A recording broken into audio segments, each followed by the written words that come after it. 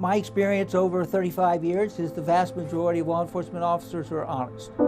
Absolutely. Attorney Tom Bell represents criminal defendants, but he still depends on the word of honest cops. There's kind of been a presumption that police officers are going to be reliable and truthful. That's not always the case. Here to announce the arrest of an employee, 5-year police officer with the Jacksonville Sheriff's Office. When a law enforcement employee is charged with a crime or disciplined for lying, they're considered damaged goods, a liability to prosecutors. They're placed on what's known as the Brady-Giglio list, a list of officers whose problems could affect their credibility in court.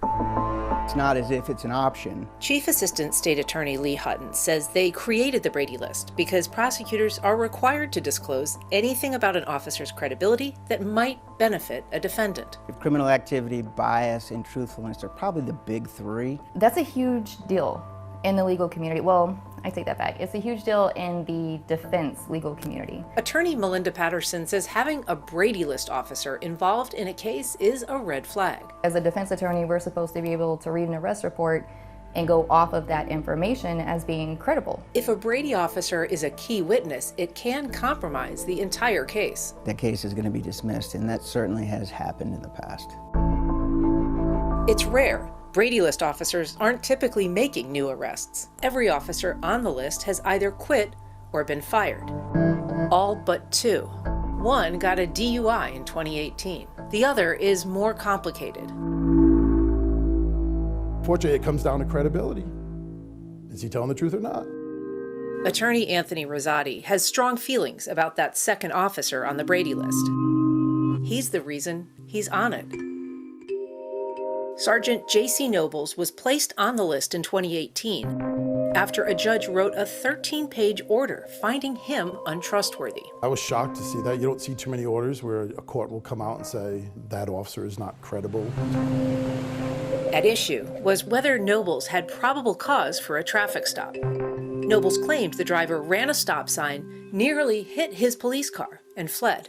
Witnesses told a very different story of an unprovoked stop that ended with officers beating the man whose face, even prosecutors agreed, was bruised and swollen in his mugshot.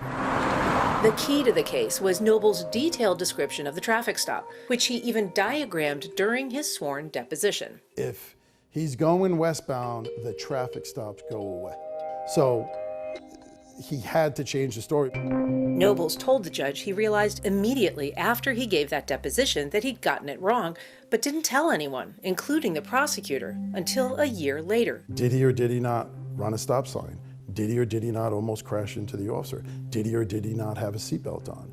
And all 3 of those issues, the judge found that he did not believe Sergeant Nobles. In his order, Circuit Judge Bruce Anderson said Nobles' testimony was specifically not credible. He said the sergeant did not seem to have an accurate memory, was evasive, confrontational, argumentative, and non-responsive during cross-examination.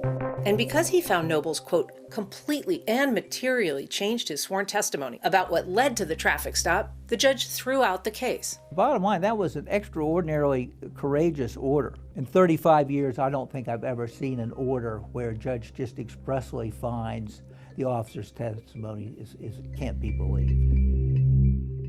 Nobles declined our interview requests, but former police union president Steve Zona faults the judge, not the officer. I'm not saying he's a horrible judge.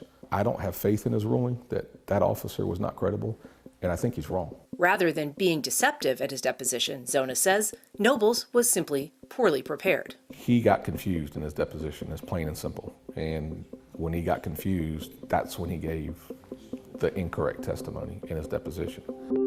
JSO Internal Affairs investigators agreed that the incident showed a lack of preparation, not dishonesty. For that, and for failing to correct his mistake for a year, he was disciplined with formal counseling.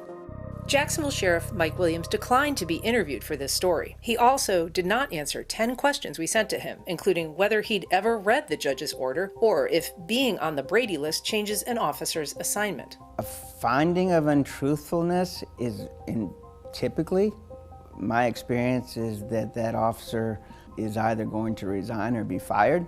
The fact that Nobles continues to work patrol is unusual, simply because most Brady officers are no longer officers. An officer is on a Brady list or doesn't have credibility. Ann Schindler, First Coast News, Why are they still employed?